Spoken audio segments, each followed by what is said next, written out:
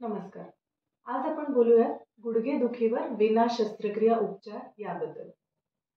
तर गुडघेदुखी ही इतकी कॉमन आहे, की प्रत्येक घरात आजकाल एक ना एक गुडघेदुखीचा रुग्ण आपल्याला आढळतो. तर ह्यावर नेहमीच शस्त्रक्रिया करणं हे गरजेचं देखील नसतं आणि काही पेशंट्स ज्यांना गरज असते, पण आपल्या इतर हेल्थ कंडिशन्समुळे पॉसिबल नसतं किंवा आत्ता लगेच ऑपरेशन करण्याची तयारी नसते आणि चौथा ग्रुप असा आहे ज्यांचं ऑपरेशन झालेलं आहे, नी रिप्लेसमेंट झालेली आहे, तरी देखील पेन होत आहे. तर ह्या पेशंट्ससाठी नॉन सर्जिकल किंवा विना शस्त्रक्रिया गुडघेदुखी आपण ट्रीट करू शकतो. याचे आधुनिक उपचार आता उपलब्ध आहेत.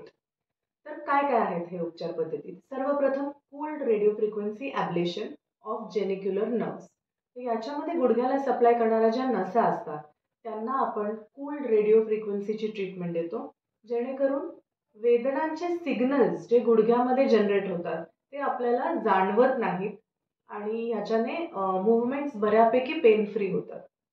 दुसरं म्हणजे जेनिक्युलर नर्व न्यूरोलायसिस. यात आपण काही केमिकल्स म्हणजेच मेडिकल ग्रेड अल्कोहोल यूज करून आपण ह्या नर्व्स चं कंडक्शन थांबवतो, जेणेकरून परत एकदा वेदना जाणवत नाहीत. तिसरी उपचार पद्धती म्हणजे PRP थेरपी किंवा प्लेटलेट रिच प्लाझ्मा थेरपी.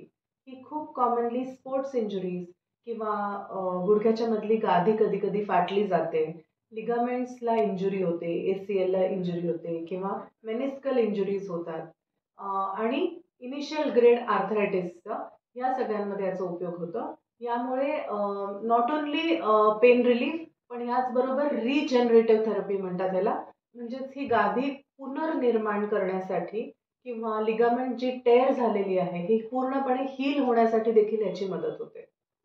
पुढचा ट्रीटमेंट ऑप्शन म्हणजे विस्को सप्लिमेंटेशन. गुडघ्यात आपण आर्टिफिशियल वंगण टाकतो, जेणेकरून गुडघ्यात घर्षण कमी होतं.